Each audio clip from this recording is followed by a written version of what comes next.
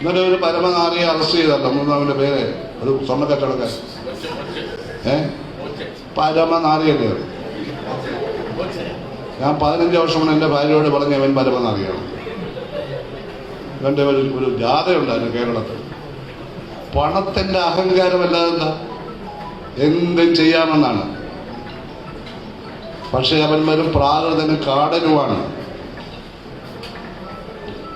അവനൊരു സംസ്കാരമേ ഉള്ളൂ, ലൈംഗിക സംസ്കാരം.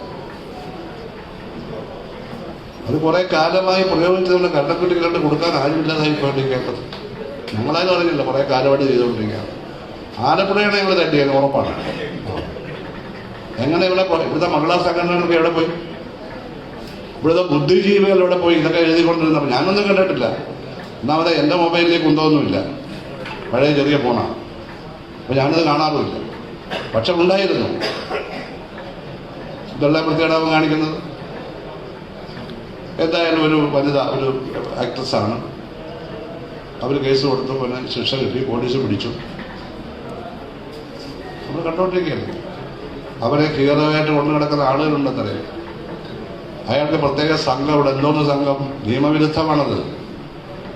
അയാൾ അശ്ലീല ചുവയുള്ള ഒറ്റ പോസ്റ്റ് ഇടുമ്പോൾ പോലീസ് അയാളെ അറസ്റ്റ് ചെയ്യേണ്ടതല്ലേ? സ്യൂ പോട്ടോ അറസ്റ്റ് ചെയ്യേണ്ടതല്ലേ?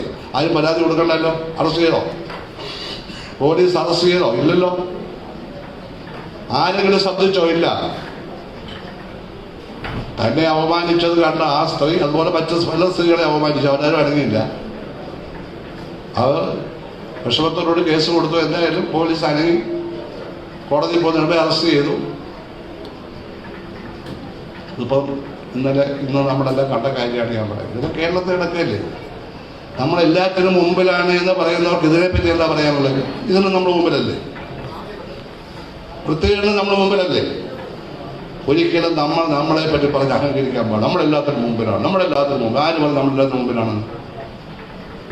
നമ്മൾ ചില കാര്യങ്ങൾ മുമ്പിലാണ്, അതൊന്ന് പറഞ്ഞാൽ മതി. ഇല്ലാത്ത കാര്യം ഞാൻ ഉണ്ടാക്കി പറയുന്നില്ല. നല്ലത് പോകാതെ പൊങ്ങച്ചം പറച്ചിലും പൊള്ളവാചവും ലോക ചരിത്രത്തെ സ്ഥാനം പിടിക്കുമോ? പറയുന്ന ദിവസമേ ഉള്ളൂ എൻ്റെ ആയുസ്. അടുത്ത ദിവസം പോയി.